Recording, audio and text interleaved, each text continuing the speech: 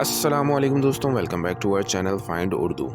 Necrosis necrosis का मतलब है खाली सेल्स का मरना या टिश्यूज़ का ख़त्म होना। नेक्रोसिस का मतलब होता है टिश्यूज़ या सेल्स का मरना जो अक्सर इंजरी या इन्फेक्शन की वजह से होता है।